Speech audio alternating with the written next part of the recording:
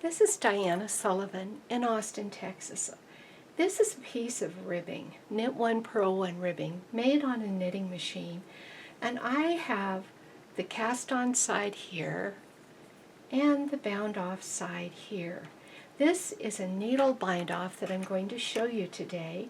I've taught it before. I call it the Smiles and Frowns bind off. But the reason I'm teaching it again is there's this really clever shortcut for doing the waist yarn at the end of the knitting, and I want you to see it because I think many of you will like it as much as I do. So I'm going to start by knitting a little piece of ribbing and then come back and show you this terrific shortcut. Now you see I've knitted maybe 10 rows of ribbing just for a sample so I can show you, and I haven't bound off yet. I've got it set for normal ribbing. What I'm going to do at this moment is cut this yarn. I need about 3 times the width of the knitting, so I've sort of measured that off and I've cut it.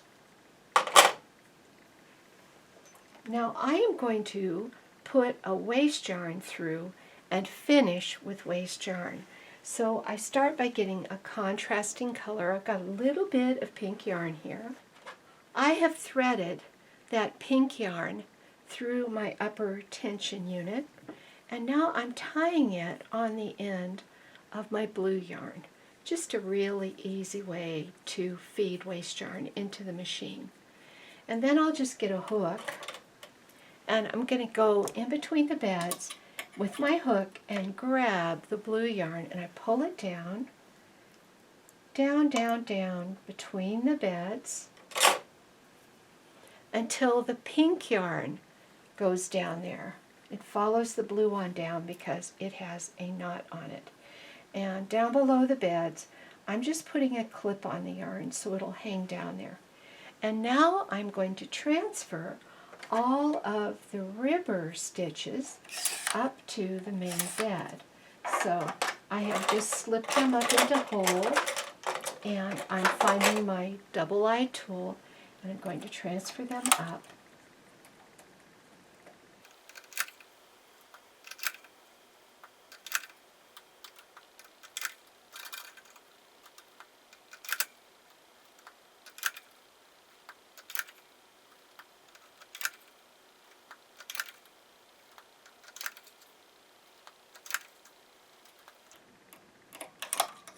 My ribber stitches look different than my knitter stitches. Let's just look at them. I'll zoom in really close. A ribbing stitch looks like a little V. It is smooth. In fact, if I bring the ribber down, you can also see stitches from the previous row. So this is a ribber stitch right here, and they look like a chain of V's. And then this one next to it, which has this distinct bump, that is a main bed stitch.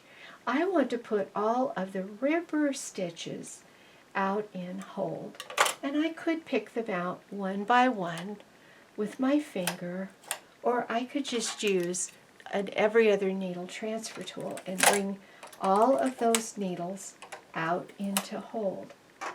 So the stitches that are back against the bed are the main bed stitches, and the stitches that are out in hold are the ribber stitches. And that only takes a minute to do, and I'm threaded with the pink waist yarn.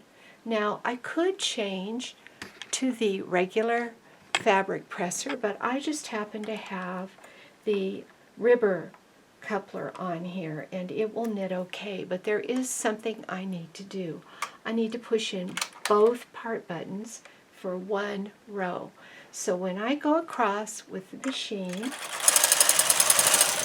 it knitted only the needles that were in hold.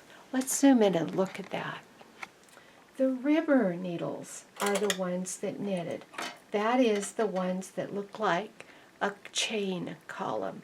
They knitted, and the main bed needles skipped. Now I cancel the part buttons. There's a little lever I push and they pop back out, and I'm just going to knit about 8 or 10 rows of waist yarn. And they'll knit off okay because of all the weight on it, even though I'm not using the regular fabric presser.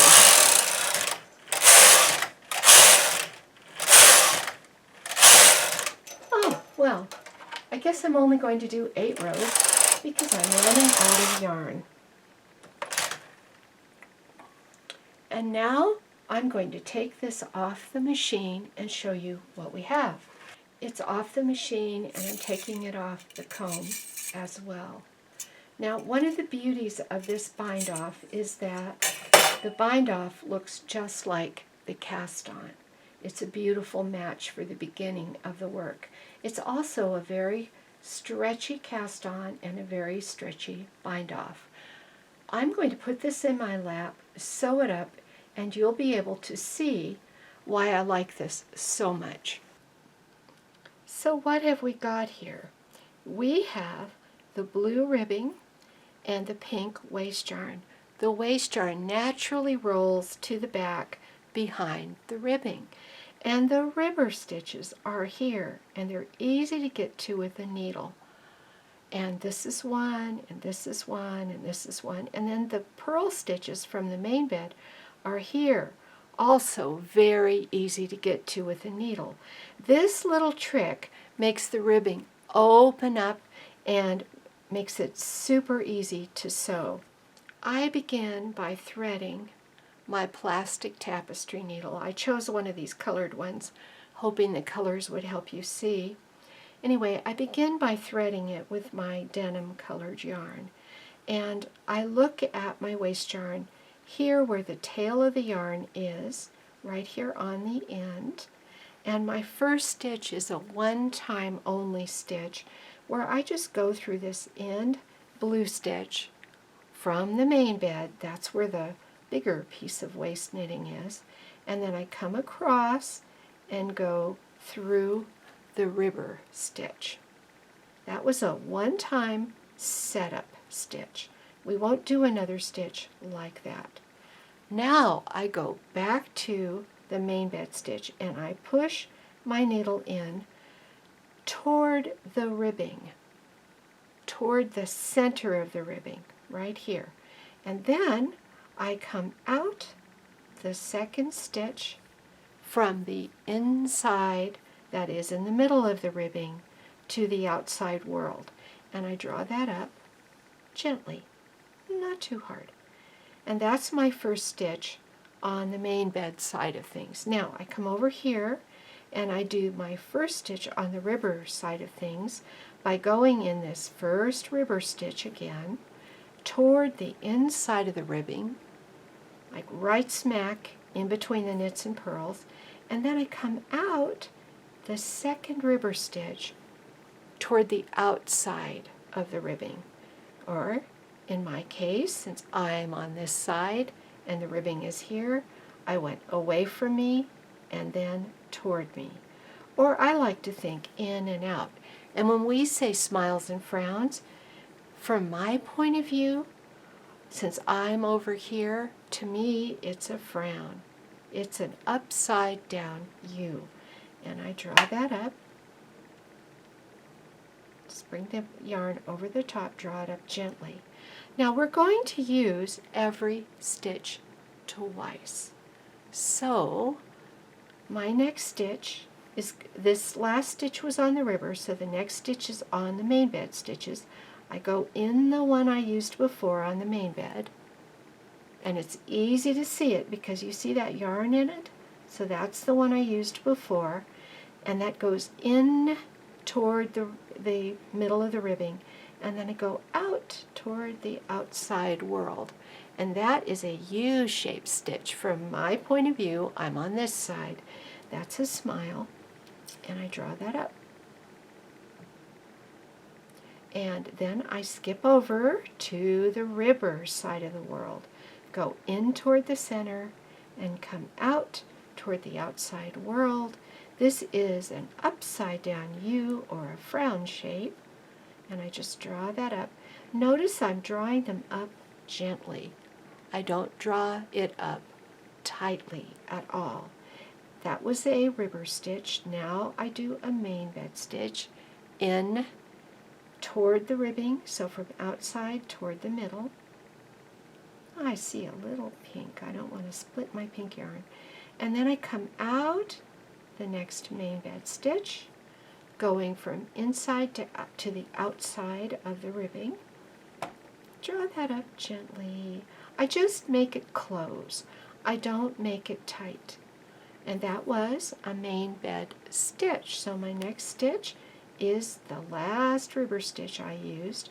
Go in toward the middle of the ribbing, come out toward the outside world, and upside down U, or I call it a frown, and then a main bed stitch in toward the ribbing, out toward the outside world.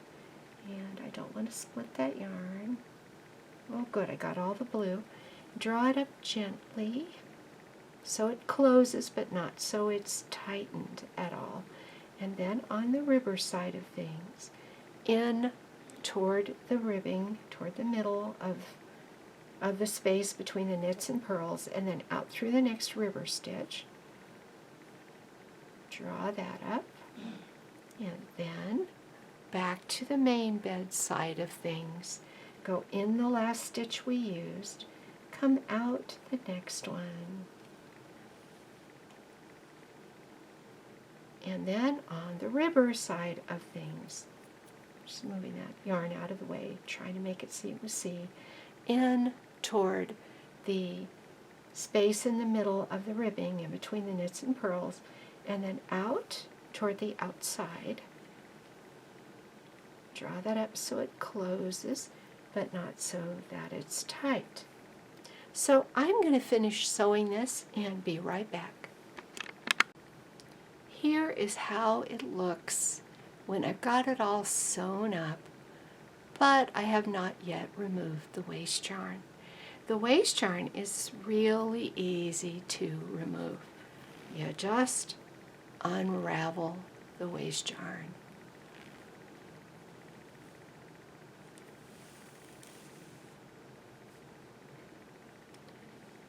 Here is the finished cast off, looking really nice and neat, looking very much like the cast on.